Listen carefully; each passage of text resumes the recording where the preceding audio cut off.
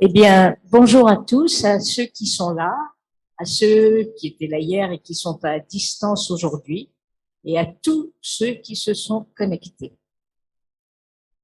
Nous démarrons notre deuxième journée de colloque, et donc je vais passer la parole à notre animateur de ce matin, Michel Belot, administrateur du GPF, psychologue, et donc qui va animer cette première session.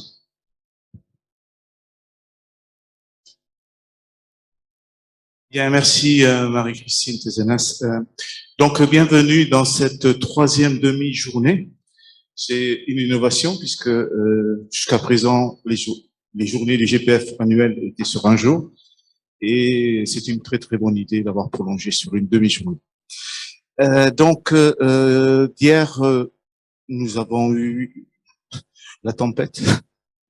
La tempête climatique, mais aussi la tempête de la situation assez très grave, en tous les cas, dans les établissements médico-sociaux, en particulier ceux qui s'occupent des personnes polyhandicapées. Donc, mais ça nous a pas empêché de réfléchir et la matinée a été très riche. Ça nous a rappelé que le GPF, depuis sa création, avait pour souci de penser le polyhandicap, de penser avec les personnes polyhandicapées. Cela a été très bien dit, y compris à l'aune donc de nouveaux concepts qui sont pas si nouveaux que ça, mais enfin qui sont affichés, qui sont mis en évidence ces dernières années. Donc nous avons continué l'après-midi justement à voir comment on a pu s'adapter, innover autour de ces nouvelles propositions, en parlant de dispositifs, en parlant de diverses plateformes, de masse externalisée, la mise en place et le développement des unités d'enseignement. Donc, nous allons continuer dans cette voie. Et ce matin, je vais animer deux séquences. La première séquence, c'est la place des aidants. Est-elle suffisamment reconnue? Déjà, dans la question, il y a un peu la réponse. Donc, les intervenants, Christine Plivard, Bénédicte Kahl, Lucie Lest et Marie-France Léman se présenteront au fur et à mesure qu'ils présenteront leur intervention. Donc, nous allons commencer par les questions de formation des aidants. Donc, merci, Christine Plivard. Bonjour à toutes et à tous. Alors, pour commencer, je voudrais remercier le groupe Polyhandicap France de m'avoir convié pour aborder cette difficile question de savoir si la place des aidants est suffisamment reconnue.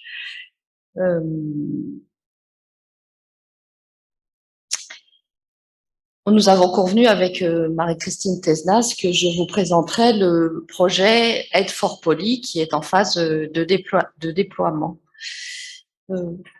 Voilà, alors je vais vous présenter ce projet. C'est le projet Aide for Poly, ça veut dire aidant formation polyhandicap. Ça n'est pas un anglicisme. C'est un programme d'action de soutien pour les proches aidants de personnes polyhandicapées. Je vais vous montrer la petite séquence vidéo qui présente ce projet. Ne vous inquiétez pas, c'est un petit peu rapide, mais je vais revenir dessus après.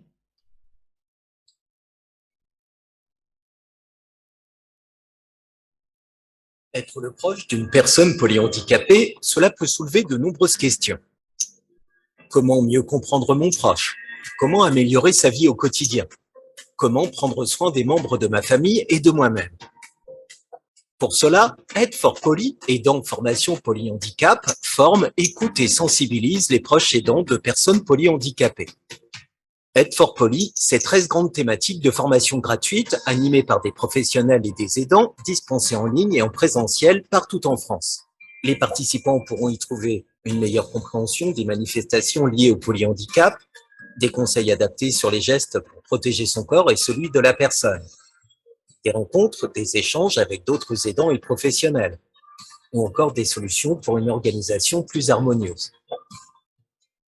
Pour plus d'informations et vous inscrire à une des formations, rendez-vous sur www.aidforpoly.org. Voilà, c'est très bien, il parle pour moi.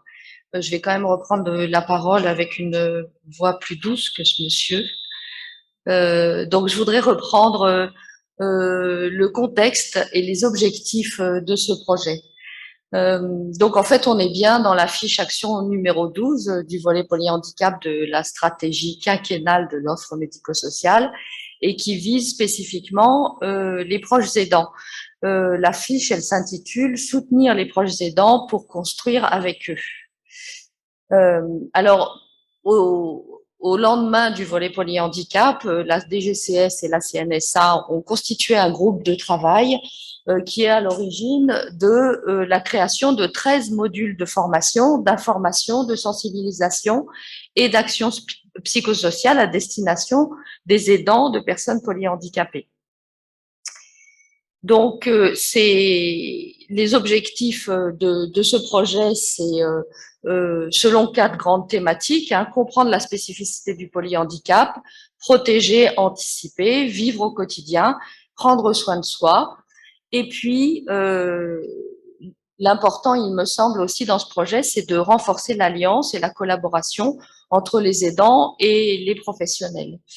Ce qu'on peut dire de ce projet, c'est que c'est vrai qu'on ça fait quand même longtemps, enfin moi ça fait longtemps que je suis directrice de ces apps formation et que cette question de former ensemble des professionnels et des aidants, c'est extrêmement compliqué, tout simplement, enfin pas seulement pour ça je pense, mais en partie parce que les financements sont très cloisonnés, qu'on a des financements pour la formation professionnelle continue, qui est dédiée aux professionnels et dans laquelle on a un peu du mal à faire des programmes qui puissent concevoir de l'alliance. Et pourtant, cette alliance, ou en tout cas ce travail ensemble autour de la personne polyhandicapée, c'est un champ de formation. Voilà. Et que par ailleurs, dans ce projet, et en particulier celui financé par la CNSA, c'est un projet de la section 4 de la CNSA, et la section 4 s'adresse aux aidants, et je pense que c'est tout à fait légitime que cette section 4 se consacre pleinement à la question des aidants, et pourtant, je redis que la collaboration autour de la personne polyhandicapée est absolument indispensable. En tout cas, on est quand même assez satisfait de voir ce projet qui est pas forcément extrêmement aisé à mettre en place, mais qui est donc dans sa phase de déploiement. Je vais vous en parler un petit peu plus. Donc, en fait, il y a 2 porteurs, le CESAP et la Croix-Rouge française, et puis des opérateurs. Alors, le CESAP dans sa fonction aussi d'opérateur, la Fondation John Bost, la Croix-Rouge française, l'Institut social de Lille, les PEP 45 et 86, puisqu'ils ont 2 établissements qui accueillent des personnes polyhandicapées, et le Centre de ressources multi-handicap. L'objectif, c'est de déployer 144 sessions collectives à destination d'environ 1500 proches aidants. Donc, on espère pouvoir rassembler le plus de personnes possibles, donc d'aidants, de personnes polyhandicapées. Donc, comme je vous le disais tout à l'heure, c'est un projet qui reçoit le soutien de la CNSA, qui est financé pour une grande partie par la CNSA et dont la durée est fixée pour le moment de 2019 à 2022. Et on espère bien, puis on a entendu des bonnes nouvelles sur le volet polyhandicap hier, donc on espère bien sûr que ce projet sera prolongé. Voilà, donc vous l'avez compris, c'est un projet expérimental avec une signature de convention avec la CNSA en 2019. En 2020, l'organisation de formation de formateurs, puisque l'idée c'était de solliciter des professionnels des établissements et des parents des établissements pour ensemble qu'ils puissent animer des sessions de formation. Donc le premier temps était consacré à la formation de formateurs, ce qui ne veut pas dire aujourd'hui que si des établissements veulent se joindre à ce projet, voilà, on est dans la phase de déploiement et la porte est tout à fait grande ouverte. Voilà, donc on a travaillé avec au cours de comités techniques avec les opérateurs et on a aussi créé un site internet que je vais vous montrer tout à l'heure. Donc en 2021, on est dans la phase de déploiement, donc avec l'accompagnement à la communication de façon à pouvoir informer les aidants de personnes polyhandicapées que ce projet existe et qu'on les accueillera à bras ouverts, on va dire. Et puis, on est aussi dans la phase donc de gestion des inscriptions et des relations avec les formateurs. En 2022, il est prévu une journée d'études qui nous permettra de faire le bilan de cette première phase du projet. Ce qu'on peut dire d'ores et déjà, c'est qu'on est quand même on a été très entravé par la crise sanitaire et puis on entend bien clairement le grand vent de tempête qui souffle et qui fait que dans les établissements, la part est un peu difficile pour les projets innovants qui demandent quand même de la mobilisation et de la disponibilité et qu'aujourd'hui, on sent bien que pour l'accompagnement de qualité des personnes polyhandicapées, il faut peut-être se centrer sur le quotidien. Voilà. Je voulais vous montrer, je vais vous montrer le site internet. Je vous invite à aller le parcourir. Alors, est-ce que là, je clique moi-même, mesdames? Oui. Voilà, donc ce site internet, il vous décrit le projet et puis il présente l'ensemble des thématiques qui sont disponibles. Alors voilà, donc les thématiques sont décrites, mais vous irez voir ce qu'il en est. Par exemple, donc puisque notre thème d'aujourd'hui c'est la reconnaissance de la place des familles, on va aller voir ce module. Voyez, donc il y a le descriptif de la formation, le programme, et puis par exemple les sessions à venir. Et si on clique sur les sessions à venir, et ben on peut s'inscrire, voir les dates, les lieux. Alors là, on est en Seine-Maritime et on peut s'inscrire directement sur le site. Voilà. Voilà. En conclusion de cette question difficile. Évidemment, moi, je me positionne du point de vue du formateur, c'est-à-dire que la formation, c'est un des leviers de la réponse à cette question. C'est vrai que dans le champ de la formation, on essaye du mieux possible de favoriser des cycles de formation qui puissent permettre de travailler ensemble. Donc, il y a bien à être fort poli, mais il y a aussi des programmes de formation, des journées d'études ou des journées médicales. Hein. Par exemple, là, au début du mois d'octobre, on a organisé des journées médicales d'accompagnement de la personne polyhandicapée. Sur une des thématiques qui était la dénutrition et la gastrostomie, on a sollicité un médecin, bien sûr, pour aborder la question de la gastrostomie et de l'intérêt qu'elle peut avoir dans les cas de dénutrition, et aussi le témoignage d'une maman qui a montré quelle est sa temporalité à elle pour accepter la gastrostomie pour sa petite. On a fini ce témoignage avec une photo absolument délicieuse de cette petite tout sourire. Voilà, l'idée c'est bien que sur une thématique, chacun doit l'éclairer avec son regard et avec ses préoccupations. Voilà, et juste pour terminer, un partenariat avec le Centre de ressources multi-handicap sur une deuxième journée thématique. Alors l'idée, c'est d'être dans une répétition de journées thématiques tous les ans, aidants familiaux et professionnels. Donc le 10 décembre prochain, on traitera de l'alliance opportuniste face à la crise sanitaire.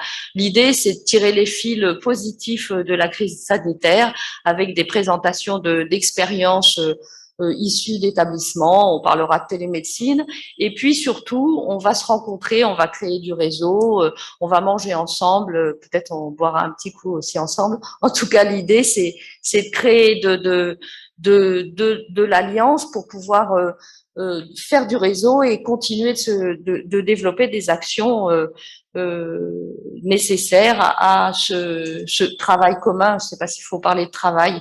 Je pense que certains voilà, le pensent plus comme, voilà, comme une alliance, on va dire.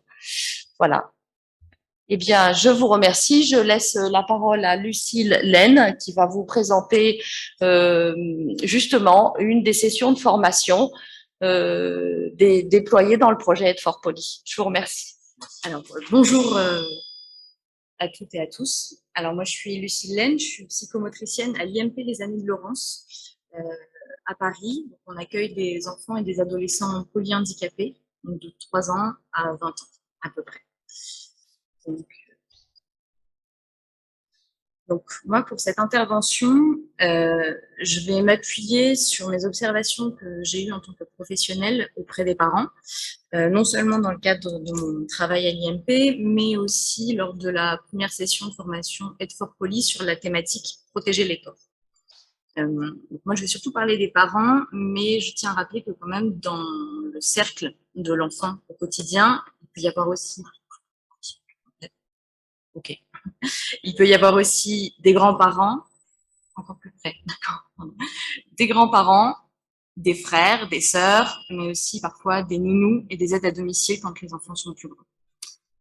Donc moi, je vais commencer par une affirmation qui peut paraître assez évidente, mais il faut partir du principe que les parents sont tous différents. Alors, nous, en tant que professionnels, il y a des parents qu'on va considérer comme très investis, ou parfois trop investis, parfois trop peu investis. Il y a des parents qui vont pas oser demander et des parents qui vont franchement demander. Des parents qui parfois n'ont pas l'impression d'être concernés, mais en général, c'est qu'une apparence. Il y a des parents fatalistes, des parents réalistes et des parents dans l'espoir. Il y a des parents qui vont beaucoup déléguer à l'institution et d'autres qui vont la préserver ou qui vont mettre beaucoup de temps à faire confiance. Il va y avoir aussi des parents reconnaissants et souvent des mamans seules, des papas seuls, des papas et des mamans qui s'organisent de façon différente, qui avancent chacun à leur rythme, et des organisations familiales propres à chaque famille. Mais ce qu'on peut noter quand même, ce qui les rassemble, ce sont des étapes de vie et des expériences communes qu'ils n'ont pas choisi de vivre, avec souvent un parcours médical assez lourd en fond de tableau. Alors, on dit souvent dans le milieu qu'entrer dans le monde du polyhandicap, c'est changer son regard sur la vie, sur l'humain. Alors oui, c'est vrai, mais il y a aussi une autre réalité. Et cette réalité, c'est par exemple devoir mettre des attelles de pied ou de main à son enfant tous les jours pour anticiper des déformations orthopédiques. C'est aussi, pour limiter la scoliose, mettre un corset. D'abord la nuit, puis finalement on va le mettre le jour aussi. Et puis un jour peut-être être confronté à une opération du dos. Être parent d'un enfant polyhandicapé, c'est aussi être confronté à une alimentation parfois compliquée, une épilepsie difficile à stabiliser ou un sommeil troublé. Entrer dans le monde du polyhandicap, c'est laisser entrer à la maison des accessoires et du mobilier qu'on ne va pas trouver chez Ikea. C'est par exemple un motilo, un verticalisateur, un corset siège, un lit médicalisé. C'est aussi voir son enfant grandir et un jour avoir la proposition d'un fauteuil roulant à la place de la poussette. Et quand ce fauteuil roulant est enfin accepté, il va falloir trouver le modèle idéal pour pouvoir le plier qui rentre dans l'ascenseur, dans les petits ascenseurs parisiens. Et pour certains, alors souvent c'est les papas, désolé du cliché, mais il faut renoncer à la voiture qu'ils avaient envisagée pour avoir un modèle familial un peu plus pratique, avec une rampe d'accès pour le fauteuil. Quand on pense à tout ce parcours, il me paraît important de savoir que les parents développent une expérience précieuse, des observations et des techniques au quotidien que nous, les professionnels, on ne se rend pas forcément compte. Les parents font preuve d'une ingéniosité et d'une créativité à toute épreuve. Ils vont par exemple trouver les derniers modèles de vêtements qui ne vont pas faire des marques dans les attelles ou dans les corsets. Ils vont décorer les fauteuils, ils vont trouver des gadgets, ils vont même imprimer avec des imprimantes 3D des systèmes pour accrocher les chaussures. Et ça, nous, on s'en rend pas forcément compte. Les parents sont parfois mieux formés que nous, se forment aux méthodes de communication alternatives, ils sont vigilants aux dernières nouveautés, aux dernières formations qui existent, et parfois ils vont chercher des spécialistes en dehors de la France. Et des fois, il arrive que nous, les professionnels, nous soyons considérés comme ceux qui savent. Et ça m'est arrivé d'entendre des discours culpabilisés, comme par exemple, ah là là, avec vous, ma fille, elle fait plein de choses, mais moi, malheureusement, j'ai pas le temps pour lui consacrer pour l'aider. Et aussi, des fois, tiens, vous allez nous montrer ce que vous faites, comme ça, nous, on pourra le refaire à la maison. Alors, il faut pas oublier que nous, les professionnels, on exerce quand même dans un établissement adapté, avec du matériel, de l'espace et du temps propice au développement de l'enfant. On peut pas demander ça aux parents parce que ce sont des parents avec une vie, un quotidien à la maison et un rythme qui n'est pas celui de l'institution. Et avant tout, il faut vraiment qu'on ait en tête que l'enfant, enfin, le jeune reste l'enfant de ses parents avant d'être un jeune accueilli à l'IMP. Alors nous, nos compétences, elles viennent en soutien des parents, bien sûr. On peut apporter un regard différent sur l'enfant, on peut les soutenir dans les observations, valider certaines observations qu'ils ont eues à la maison. Et on peut aussi les informer sur ce que nous, on pense être le plus adapté pour la santé de leur enfant, le développement. Et aussi les former sur des aspects techniques comme comment mettre correctement une attelle, quel fauteuil choisir, quel sera le plus approprié, et aussi dans le cadre d'Aide Fort Poli, par exemple, leur proposer, les initier à la prise de bonne posture pour l'ergonomie. Il est aussi important de réaliser que chaque parent a son rythme et que son rythme varie aussi selon ses propres ressources, ses ressources personnelles, son histoire, son entourage, sa confiance en lui, ses moyens matériels et aussi ses attentes envers le développement qu'il a de son enfant. Par exemple, il est arrivé qu'on voit des familles aux 8 ans de leur enfant qui, ça y est, vont investir dans des rails au plafond pour pouvoir le soulever de son fauteuil et faire les transferts. Et à côté de ça, une autre famille dont la fille a 20 ans et qui la porte toujours. Alors le lève-personne est là, hein, il existe, il est bien dans l'appartement. La batterie est HS parce qu'en fait, ils ne l'utilisent pas et qu'ils n'ont pas pu renoncer à ce portage, à cette proximité corporelle qu'ils ont avec leur enfant depuis sa naissance. Il faut avoir en tête aussi que les parents sont confrontés à d'autres rythmes que le leur, comme par exemple le rythme administratif ou le rythme du financement du matériel spécialisé. Les parents doivent penser, par exemple, au passage dans une structure adulte alors que leur enfant n'est même pas majeur, mais il faut pouvoir anticiper d'avoir une place et pouvoir être accueilli en établissement une fois qu'une place sera libre. C'est le cas aussi pour les très jeunes enfants. Parfois, les parents sont pas prêts à laisser leur enfant entrer dans une institution spécialisée parce que ça marque, ça officialise davantage le handicap. Ça y est, on y est. Et pourtant, les places sont chères. Donc, pour conclure, aujourd'hui, pour accompagner l'enfant ou l'adulte polyhandicapé, dans le respect de ce qu'il est, de son quotidien, de sa singularité, il est essentiel que les parents et les professionnels avancent ensemble. Il y a une maman qui m'a dit qu'elle avait le sentiment que les familles et les institutions avancent main dans la main, dans le même sens, mais au rythme du parent. Donc, pour que les compétences des parents soient partagées et valorisées, il paraît indispensable que les établissements pensent la place des parents, non seulement comme des aidants qui ont une expérience indéniable auprès de leur enfant, mais aussi comme des aidés qui ont parfois besoin d'être écoutés, guidés, ou du moins reconnus.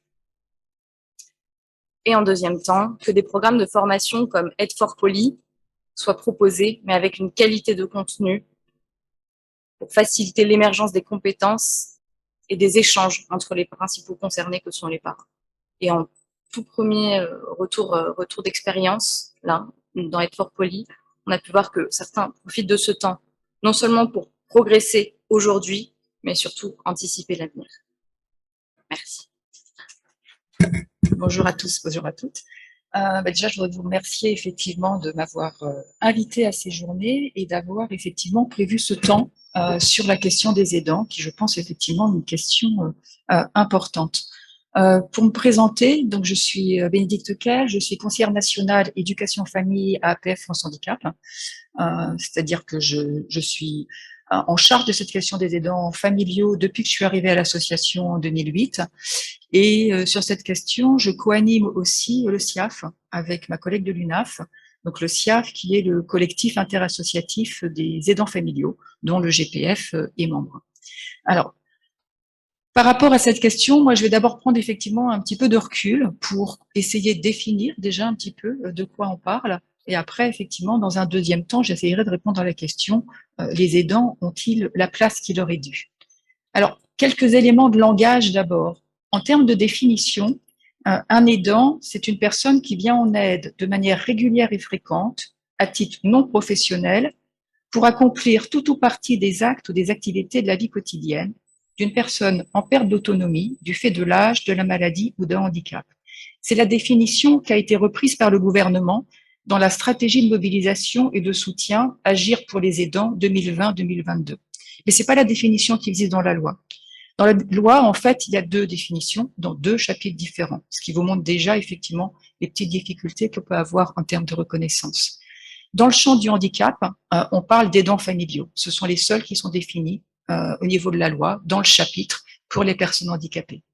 Et ils sont définis en fait en tant que bénéficiaires potentiels du dédommagement. Donc c'est le conjoint, le concubin, l'ascendant, le descendant, jusqu'au 4e degré. La définition effectivement classique à ce niveau-là. Par contre, dans le champ effectivement des personnes âgées, on parle des proches aidants. C'est là effectivement dans ce chapitre-là que les proches aidants sont définis, et donc ils sont définis comme étant les aidants familiaux plus les personnes avec qui ils entretiennent un lien étroit et stable. Donc ça va de façon un peu plus large que ça. Voilà, j'insiste là-dessus parce que ça vous montre déjà à nous au moment, avec le SIAF et avec beaucoup d'autres associations, au moment où il y a eu toutes les discussions sur la loi d'adaptation de la société au vieillissement, donc au moment où a été définie cette question du proche aidant, on a essayé de travailler justement à ce qu'il y ait une harmonisation des définitions. Et on a échoué à ce niveau-là. Ça ne change pas forcément grand-chose au niveau après des politiques, hein, puisque souvent les politiques s'intéressent aux deux, mais quand même, ça fait une différence à ce niveau-là. En termes de chiffres, bon, on manque de chiffres hein, pour définir, spécifier les aidants de personnes polyhandicapées, ça vous vous en doutez bien. Mais dans le champ du handicap, ce sont très souvent les parents, hein, et même bien souvent les mères, qui sont effectivement aidants principaux. Un seul chiffre qui est parlant, pour 82% des personnes aidées de 5 à 24 ans, pour elles, l'aidant principal est la mère, donc 82%. C'est quelque chose d'énorme et je ne pense pas que la prochaine enquête qu'on attend toujours hein, de l'adresse montre une grande évolution à ce niveau-là. Alors, ce que ça veut dire, c'est qu'effectivement, c'est la mère qui du coup va réduire ou interrompre son activité professionnelle car c'est sur elle que l'aide va reposer. Ça ne veut pas dire forcément qu'elle est seule, mais ça veut dire effectivement que c'est elle qui va avoir endosser ce rôle d'aidant de façon plus importante. Je ne vais pas parler spécifiquement des pères, mais je voudrais faire un tout petit focus sur la question des frères et sœurs. Parce qu'effectivement, quand il y a un enfant dans une famille polyhandicapée, les frères et sœurs sont très souvent mis à contribution. Ils peuvent aider directement leur frère ou leur sœur polyhandicapés, mais ils peuvent aussi aider le et les parents en les soulageant de certaines autres tâches de façon à ce qu'eux-mêmes soient disponibles pour aider l'enfant. Donc, ils peuvent faire les courses, ils peuvent faire le ménage, ils peuvent faire de la surveillance des autres frères et sœurs, ils peuvent donner le bain aux plus jeunes. Ils peuvent aussi devenir ce qu'on appelle des jeunes aidants. Donc, je pense que c'est important à avoir en conscience. Les jeunes aidants, ça fait peu de temps qu'on en parle, on en prend conscience de plus en plus, et je vous invite à ce niveau-là, on a fait tout un travail avec Andéo, on a fait toute une étude là dont les résultats viennent de sortir. Donc on a fait avec l'Association française des aidants et l'association JAD, l'association pour les jeunes aidants, qui montre bien effectivement les différents impacts que peuvent avoir le fait d'être aidant sur un jeune. Ce que je voudrais dire aussi, avant de répondre à la question, c'est qu'il serait temps aussi de sortir l'aide du champ du naturel et de l'amour. Ça, c'est le titre, en fait, d'un article de Chantal Bruno, qui est psychosociologue et elle-même aidante, et qui est porte-parole du SIAF.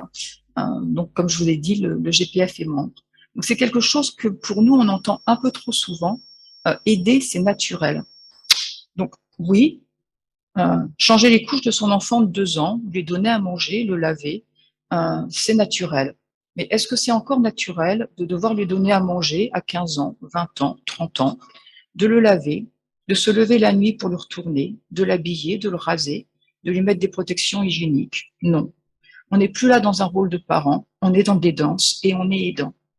Il y a effectivement une frontière en fait qui bascule, et je pense qu'il est parfois difficile à la fois pour les parents et pour les professionnels de prendre en compte cette bascule-là. Et je trouve qu'en donnant l'exemple effectivement comme ça de gestes qui peuvent être faits dans toutes les familles et de gestes qui ne sont pas faits dans toute la famille, ça permet de prendre conscience du moment où la bascule se fait entre le fait d'être parent et le fait d'être aidant. Et c'est pareil pour les frères et sœurs.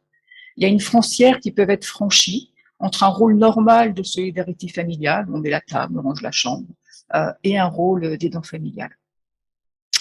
Alors, j'emploie le terme de solidarité familiale parce qu'effectivement, c'est un argument qu'on entend beaucoup du côté des pouvoirs publics, qui brandissent l'argument de la solidarité familiale en disant que c'est elle qui doit se prévaloir en premier, la solidarité nationale ne devant être que subsidiaire.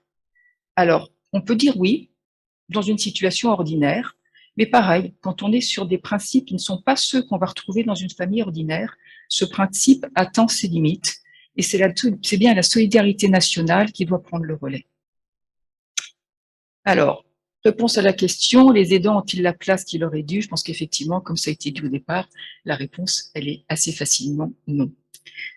Elle est non parce que leur contribution n'est pas suffisamment reconnue, et les aidants ne bénéficient pas de droits sociaux et de réponses adaptées. À l'heure actuelle, et c'est encore plus prégnant actuellement, au jour d'aujourd'hui, ils pallient en fait les manques de services de proximité et ils jouent un rôle social qui va avoir un rôle très important sur leur vie personnelle et professionnelle. Ce rôle des aidants et des aidantes familiaux a été particulièrement mis en évidence lors du premier confinement.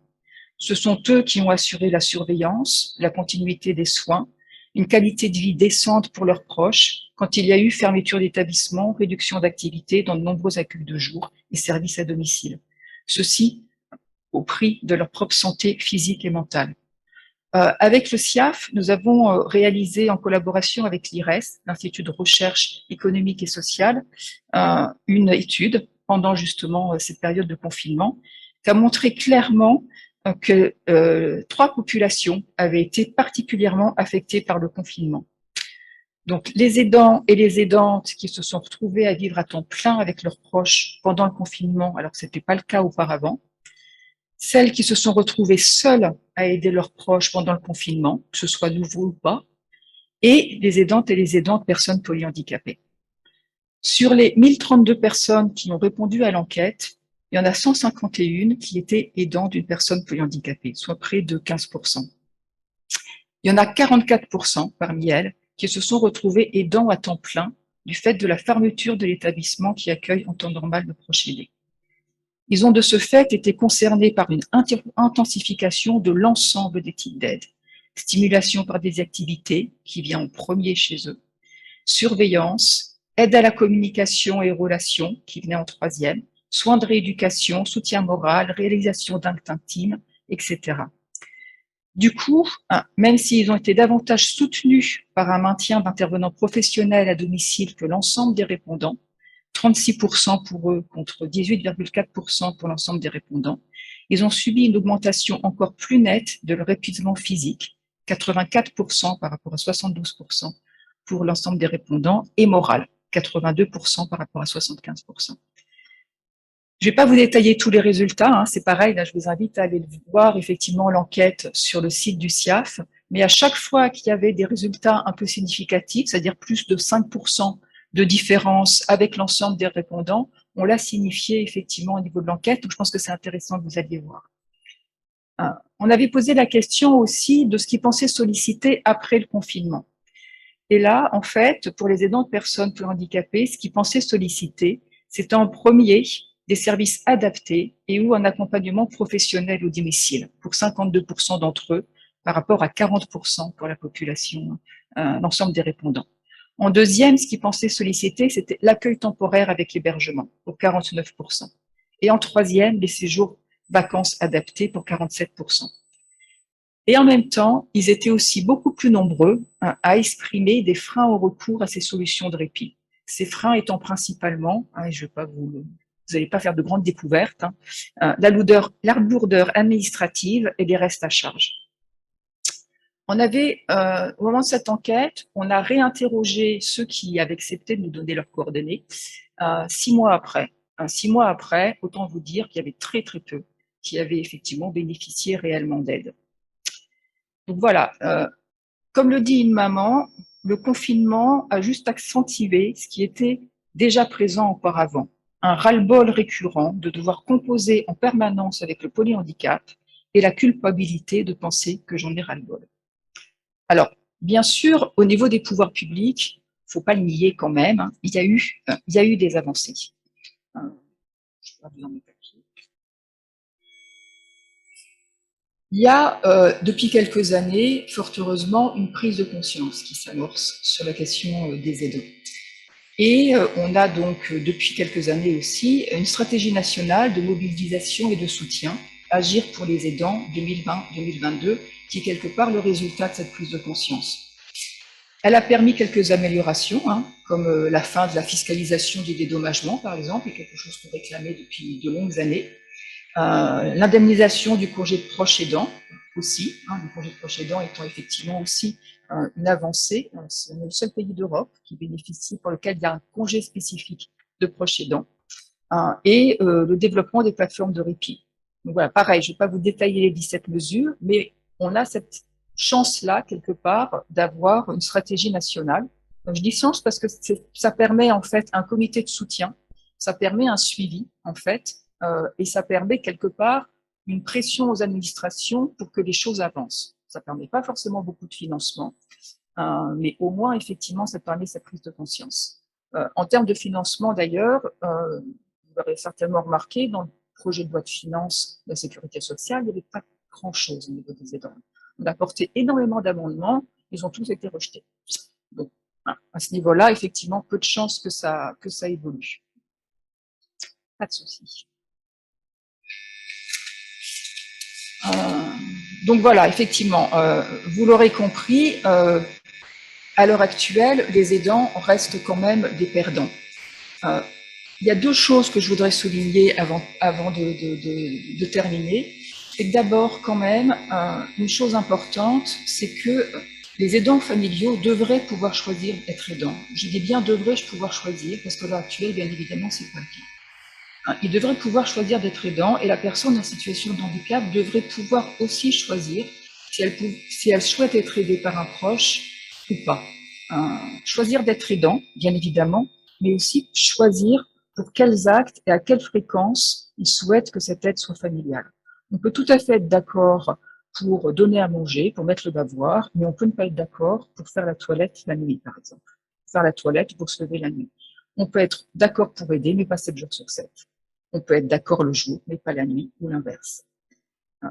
Bien évidemment, du coup, vous aurez compris, la première chose à développer, la première chose que demandent les aidants, de toute façon, c'est de développer les services professionnels de proximité, quels qu'ils soient, services à domicile, accueil de jour, accueil temporaire, hébergement, etc., pour les personnes qui sont en handicap et les personnes polyhandicapées, enfants et adultes. Service professionnel de proximité, service professionnel de qualité aussi, bien évidemment, puisque c'est ça qui est la condition pour pouvoir rester parent.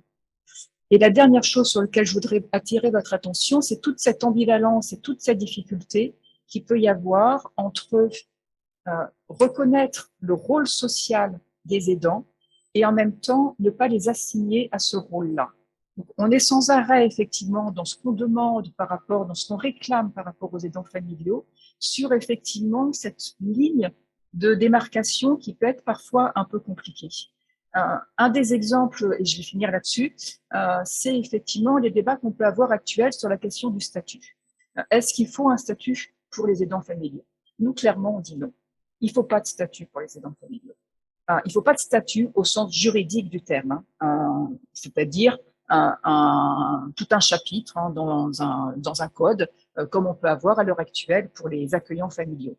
Il ne faut pas de statut parce que, ça va les enfermer dans ce rôle. Deuxièmement, ça va les obliger, puisque en théorie, je dis bien en théorie, c'est bien les services de proximité qui le permettent, mais en théorie, un aidant peut tout à fait refuser de faire la toilette de son enfant devenu adulte. Il ne pourra plus si, de par son statut juridique, il est considéré comme un professionnel. Et troisième raison pour laquelle on ne souhaite pas un statut d'aidant familial, c'est qu'il ne faut pas faire reposer sur l'aide familiale ce qui doit avant tout relever de la solidarité nationale. On le voit dans des exemples d'autres pays, notamment l'Angleterre, où il y a effectivement des indemnités, il y a une prise en compte effectivement de l'aidant au niveau financier. Mais du coup, ce qu'on observe, c'est que quelque part, comme on peut, les finances étant ce qu'elles sont, et du coup, ça fait moins d'argent aussi pour développer des services de proximité. Donc, c'est effectivement du coup l'attention que je voudrais effectivement. La dernière chose que je veux pointer, c'est ça, c'est cette attention à avoir entre attention à ne pas transformer l'aidant en professionnel, attention de faire en sorte que chaque parent puisse avoir le choix d'être aidant et puisse avoir le choix de ce qu'il veut faire en termes d'aide. Donc, attention aussi à ce qu'on peut obtenir et ce qu'on peut revendiquer par rapport aux aidants, parce que quel besoin y aurait-il de développer des services de proximité si un membre de la famille ou un proche a la possibilité d'apporter cette aide en étant professionnalisé. Être aidant familial ne serait plus du tout alors un choix, mais deviendrait encore plus une obligation. Merci. Merci pour votre présentation. Donc, nous allons donner la parole à Marie-France Le Mans, qui se présente sur le programme comme parent.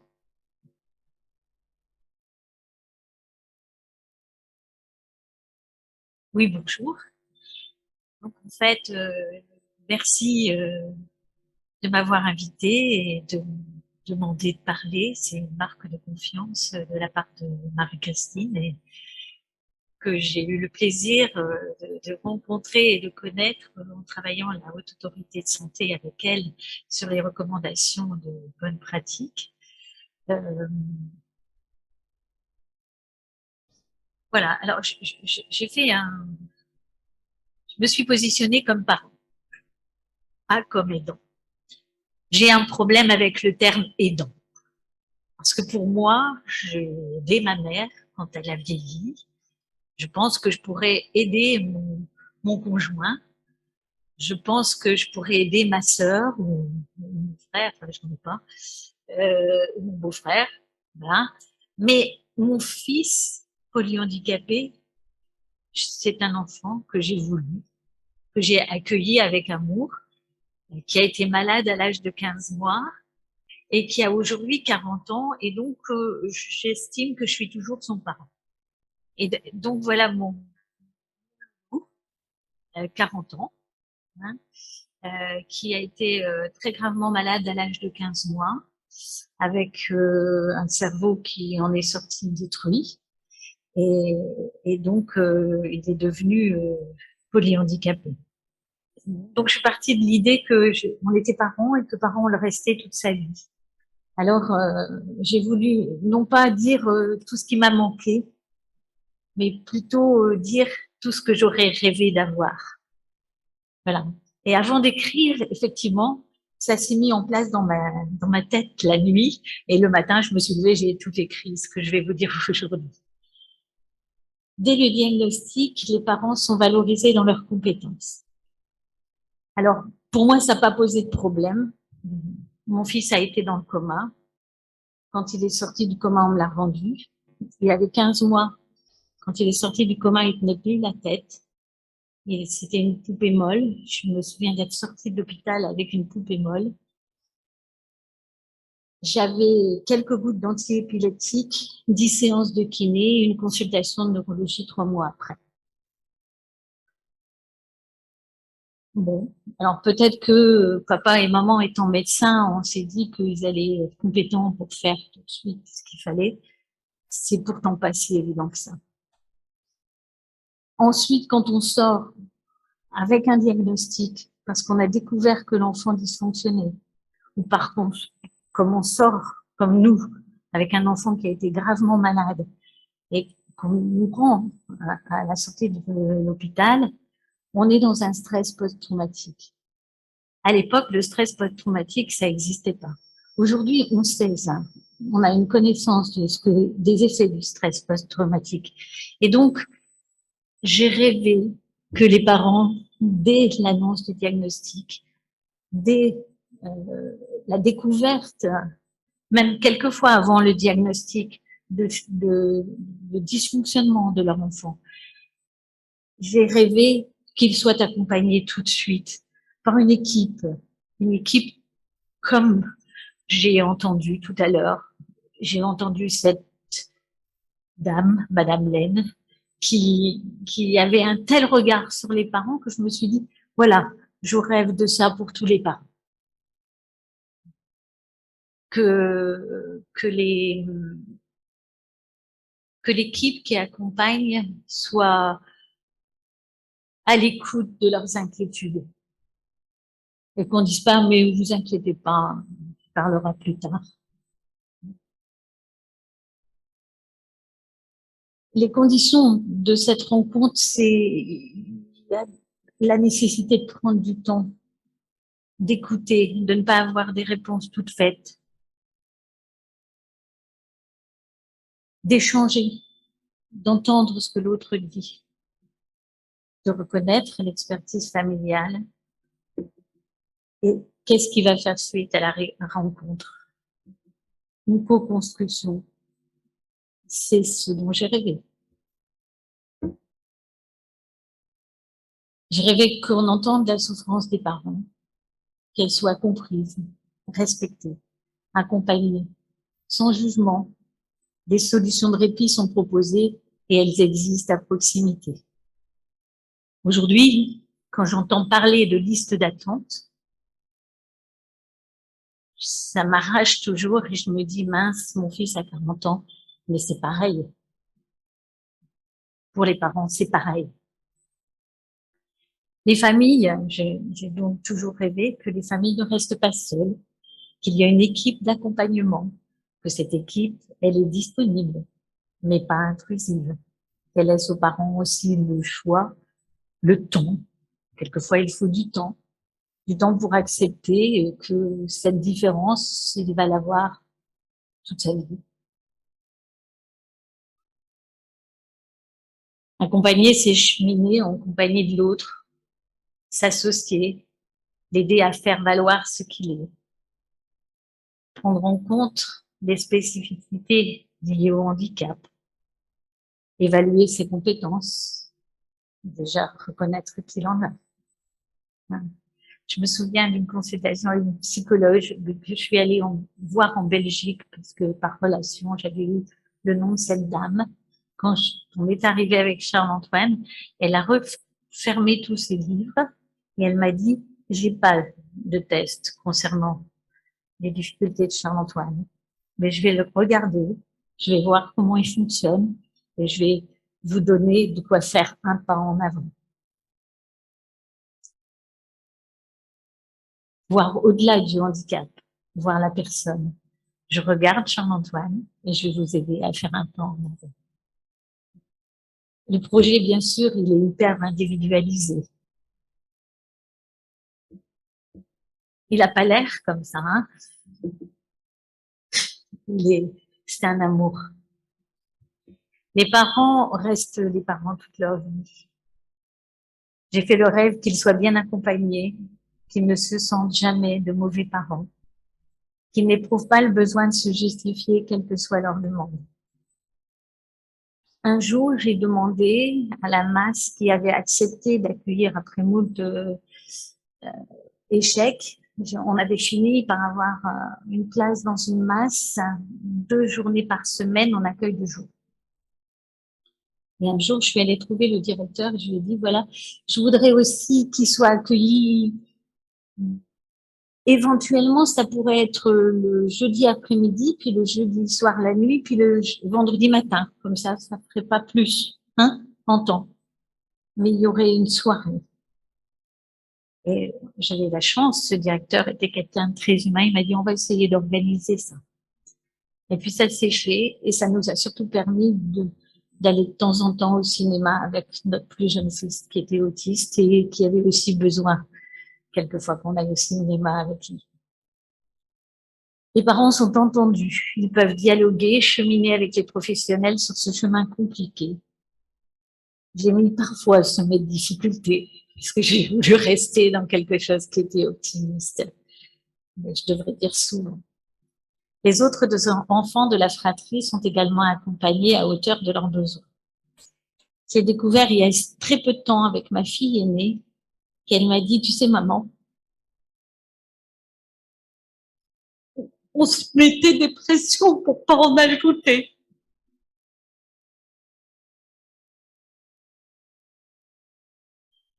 Les parents sont informés des aides existantes les concernant, aidés dans leur démarche administrative. Ils bénéficient des formations nécessaires. Merci, aide fort polie. À la compréhension des difficultés et des spécificités de fonctionnement de leur enfant, en particulier sur le plan de la communication. Alors, ce que je vous ai pas dit, c'est que, à cause de mes enfants, j'ai repris des formations. Je suis devenue neuropsychologue avec une spécificité sur la communication afin de pouvoir les aider.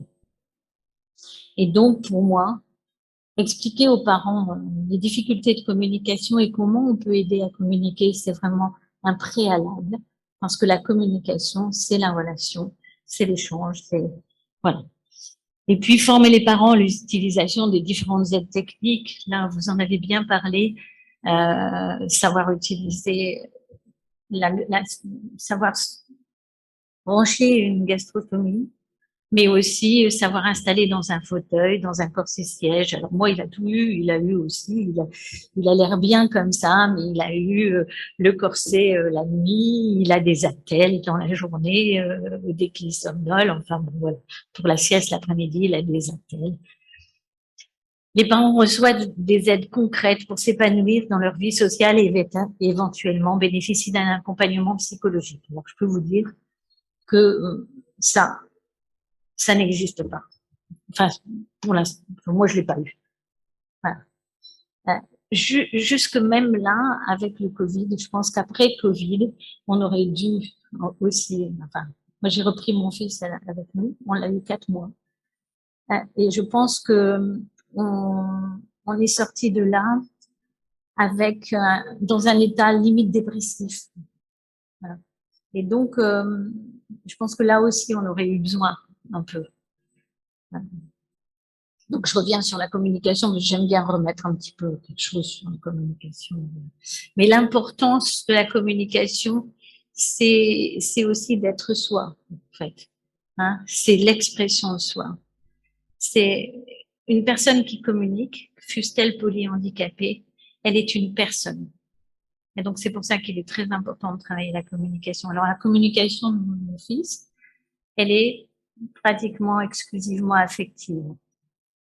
Mais j'entre dans l'établissement, je n'ai pas besoin de m'adresser à lui. Je parle, je dis bonjour à la première personne que je croise et j'entends. Ça veut dire je t'ai reconnu. Voilà. Et voilà. Alors, comme le handicap est acquis et qu'il a été acquis après la marche, Charles-Antoine était une personne debout. Et Et se remettre debout était pour lui quelque chose d'extrêmement important. Et donc, il marche. Il marche tout en étant non-voyant complet. Là, comme vous le voyez, il est aveugle. Hein, il n'a plus de rétine parce que la maladie a aussi atteint la rétine. Et donc, mais il marche. Et le jour où il est devenu aveugle à l'âge de 20 ans, parce que cette maladie a récidivé plusieurs fois dans sa vie, il a fallu que moi, je me remette debout. Avant lui. Ou avec lui. Parce que lui s'est mis debout et moi, j'ai dû marcher avec lui. Comme pour les autres enfants, le parcours de vie, le parcours scolaire est anticipé et accompagné. Alors, ils arrivent à 20 ans déjà, on n'a pas anticipé qu'ils allaient sortir des établissements pour enfants et qu'ils auraient besoin d'un accueil quelque part. Alors, je vous dis pas, quand ils ont 3-4 ans, on n'a absolument pas prévu qu'un jour ils iraient à l'école. Et donc, parce que on peut pas les mettre à l'école à 6 ans si on n'a pas formé quelqu'un pour l'accueillir à 6 ans. C'est pas possible. Donc, si à 4 ans, quand il a 4 ans, on n'anticipe pas qu'à 6 ans, il devrait pouvoir rentrer à l'école, il va pas avoir sa place. L'enfant grandissant, c'est toujours mon rêve, hein. L'enfant en grandissant va trouver sa place dans une école préparée à son accueil ou dans un établissement spécialisé, prenant en compte ses difficultés et valorisant ses potentialités. Bon, mon fils, quand on a cherché un établissement, à l'époque, alors aujourd'hui, je sais que ça a changé parce que je me suis battue aussi pour que ça change. Il n'était pas assez bon pour les personnes avec handicap moteur parce qu'il était déficient intellectuel profond, plus épileptique, plus je vous en passe. Et il était trop handicapé moteur pour les papillons blancs ou associations d'API, etc. Et donc, il était bon nulle part. Donc, je suis allée à l'époque à la DAS demander s'il fallait que je le mette dans une poubelle en sortant. J'ai fait le médecin DAS de l'époque, je peux vous dire, elle s'en souvient encore, on est devenus amis depuis, et elle se souvient de ma visite, comme elle m'a dit, c'est quelque chose qui a été un élément déclenchant dans mon choix d'accompagner les besoins des personnes handicapées. Elle était à la HAS aussi avec nous. En fonction des évaluations de la personne, des besoins de la famille, le passage à l'âge adulte est anticipé. Ce que je vous disais, ils arrivent à 20 ans, mais on n'a pas prévu qu'ils allaient avoir 20 ans. Ben, peut-être qu'aussi on pensait qu'ils seraient morts. À une époque, c'était comme ça. Hein. Voilà. On vous disait, oh, vous savez, l'espérance de vie, ça n'a pas dépassé. Voilà. Sans doute que je mourrais avant lui, mais a priori, c'est dans l'ordre des choses. Et voilà. Un accompagnement au sein de la famille, un accompagnement en logement adapté, une place en établissement, ou encore en masse ou en foyer d'accueil médicalisé est proposé, sans leurrer les parents et sans être contraints par d'autres considérations que les besoins de la famille et de la personne. Alors, je parlais des considérations financières, bien sûr.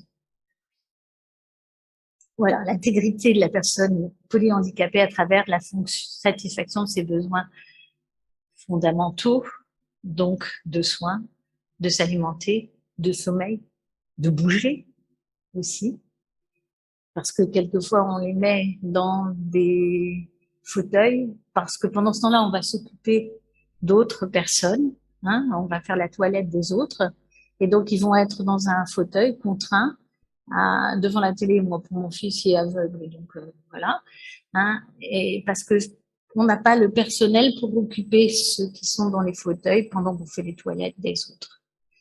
Voilà, le besoin de vie affective. Je pense que le lien avec les parents fait partie aussi du besoin de vie affective des personnes polyhandicapées. Que le domicile familial ne soit pas de prime abord considéré comme le domicile de la personne polyhandicapée et que la parole de la famille et sa connaissance des besoins fondamentaux de la personne et de son entourage soient reconnus. Que l'on ne surévalue pas l'expression de l'autodétermination pour des personnes dont les moyens de communication sont si limités. Je parle de pas les surévaluer pour pas leur donner, pour pas interpréter ce qui ne serait pas des paroles des personnes polyhandicapées ou de leur entourage. Hein. Oh, il veut être là. Oui. Ben, si ça arrange qu'il soit là, c'est pas forcément son choix. Voilà. Toujours mon loulou. Les besoins de communication. Alors, je vais passer un peu rapidement parce que je pense que voilà. Donc, l'importance de la communication, c'est surtout la communication qui permet l'autodétermination. Si on n'a pas du tout de communication, si petite soit-elle, on ne peut pas parler d'autodétermination. C'est pour ça que je reviens sur l'idée qu'il faut vraiment la travailler. Quand devient-on aidant?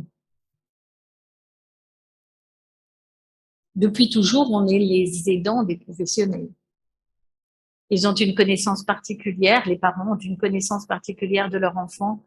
En particulier, on a une connaissance affective. Je vous donne un exemple.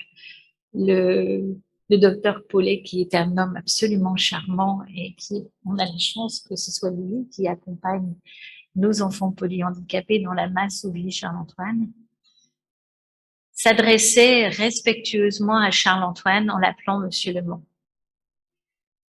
Sauf que Monsieur Le Mans, pour Charles-Antoine, c'est son papa. Lui, il s'appelle Charles-Antoine. Et donc, j'ai expliqué au docteur Paulet en lui disant, écoutez, je vois que c'est très respectueux de votre part de l'appeler Monsieur Le Mans, mais appelez-le Charlie ou Charles-Antoine et il vous répondra mieux. Et depuis, voilà, il est passé à Charlie ou Charles-Antoine. Donc, cette connaissance affective que moi j'ai de Charles-Antoine qui m'a permis de dire à Monsieur Paulet que Charles-Antoine, c'était Charlie ou Charles-Antoine, mais pas Monsieur Le Mans. Ils connaissent le handicap de leur enfant, son histoire, et depuis toujours, ils sont les référents de son parcours. Moi, je peux vous raconter au jour le jour. Je peux vous dire qu'il est entré dans le coma, par exemple, le 10 mai 1982, une date que je ne dirai jamais, que d'autres personnes ont retenue pour d'autres raisons. Ils ont pu décoder le mode d'emploi et développer des trucs. J'ai mis trucs parce que je savais pas définir tout ce qu'on avait pu mettre en place pour accompagner Charles-Antoine. Ça, c'est un truc aussi. C'est nous qui avons décidé, parce que dans la masse, il n'avait pas le droit de se déplacer. Il était en fauteuil. Et nous, on disait, ben non, sa position à lui, sa position préférée, c'est debout. Seulement, il est non-voyant. Et les autres fauteuils se mettaient et se faisaient courir un risque important. Et donc, nous sommes allés retrouver un ergothérapeute que nous connaissions. Elle m'a dit, oh, tu sais, à son âge, peut-être que ça va être compliqué. Le jour où il a eu l'appareil dans la main, il est parti avec. Voilà, notre amour. Lorsque la personne polyhandicapée devient adulte, il y a des parents qui disent c'est l'horreur. Il faut choisir un tuteur. Quand on est tuteur, si on n'est pas tuteur familial, comment les parents restent-ils impliqués dans l'accompagnement? Le lieu de vie où il vit est-il le plus approprié ou le moins mauvais? Ce lieu de vie est-il pérenne? Qu'en est-il en cas de disparition des parents ou encore en cas de perte d'autonomie de ceux-ci? S'agit-il d'une prise en compte de la place de la famille dans l'accompagnement ou d'une réelle volonté de co-construction du projet pour la personne? Parce qu'on entend le terme de prise en compte de la place de la famille dans l'accompagnement. Et c'est un terme, je me dis non, on ne prend pas en compte, on construit ensemble. Voilà, j'ai fait un rêve d'un lieu, d'un accompagnement bien traitant, qui prévient les risques liés à la vulnérabilité des personnes, qui aménage un environnement adapté, qui se préoccupe constamment de communication et des liens avec la famille,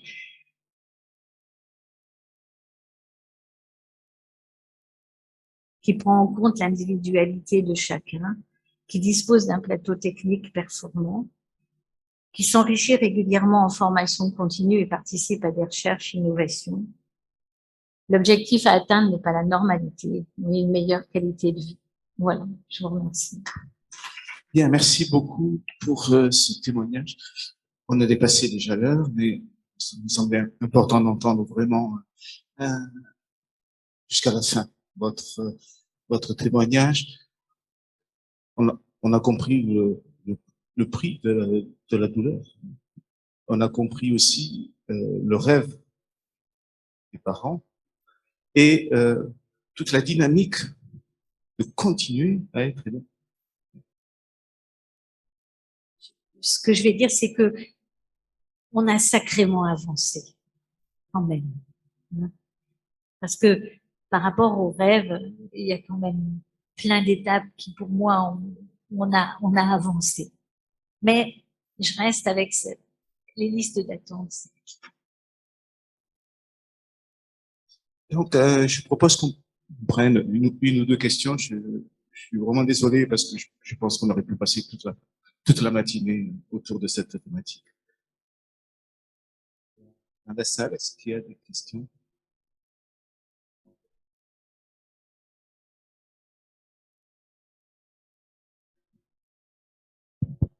Oui. Bon, bien sûr, beaucoup de réactions suite au beau témoignage émouvant qu'on vient d'avoir. Il serait fastidieux de toutes les citer, mais voilà, vous avez beaucoup Madame ému notre auditoire. Une des questions très pratico-pratiques sur Aide for Poly. Alors peut-être que Madame Pilar peut préciser comment contacter l'organisation et comment organiser des formations en région.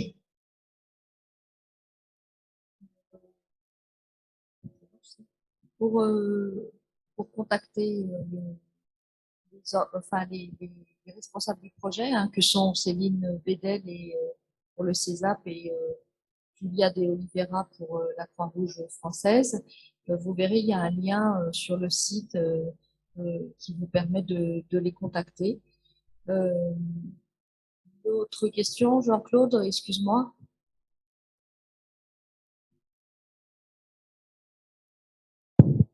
Marche. Non, c'était vraiment des questions d'ordre pratique. Sur la voilà, possibilité donc, de le faire en province, en en effet, province. il y a déjà la Fondation John Bost qui le fait dans certaines régions de France. C'est pareil, je pense qu'il faut prendre contact avec les responsables du projet. L'idée, c'est de le déployer le plus possible. Et en effet, si dans vos établissements, des professionnels et des parents ont le souhait d'animer une de ces thématiques que vous allez retrouver sur le site, prenez contact et on voit comment les choses peuvent s'organiser. L'idée, c'est bien de solliciter les réseaux régionaux aussi et aussi de déployer des formations à distance. Donc, si dans vos contacts, vous avez des personnes qui déploieraient à distance, c'est sûr que l'intérêt, c'est que des aidants qui sont un peu loin des lieux de formation puissent le suivre à distance. On voit aujourd'hui, par exemple, comme c'est bien de pouvoir partager le présentiel et le distanciel. Merci. Donc, on renvoie au site, hein, bien sûr. D'autres remarques?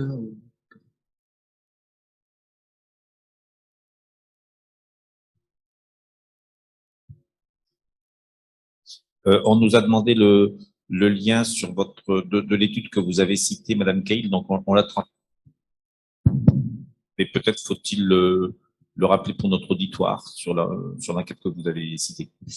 J'en ai cité deux. J'ai cité celle qu'on a faite avec Andéo sur les jeunes aidants, donc sur le site d'Andéo, hein, tout simplement, ou sur le site de la PF France Handicap, vous le trouverez aussi. Et j'ai cité effectivement celle qu'on nous a faite avec le SIAF sur au moment du confinement et quelques temps après, du premier confinement, hein, et quelques temps après. Là, vous le trouvez sur le site du SIAF. C'est collectif interassociatif des aidants familiaux. Pareil, vous tapez ça et vous le trouverez tout de suite sur Internet. Bien, merci. Je propose qu'on passe. Je voulais juste dire un mot, non seulement pour le GPF, mais aussi de ma place de parent. Marie-France, vraiment merci, parce que je crois que c'était tout à fait juste. Vraiment, c'était très, très juste et très, très fort. Et donc, oui, pour revenir sur votre dernière déclaration, oui, on a sacrément avancé. Mais oui, il reste du boulot. Et donc là, en votre nom, si je puis me permettre, et au mien, je demande à tous les gens qui entendent vraiment de se regrouper parce qu'on n'arrivera à faire avancer les choses que si on s'implique tous et tous ensemble. Merci. Merci. Donc, nous allons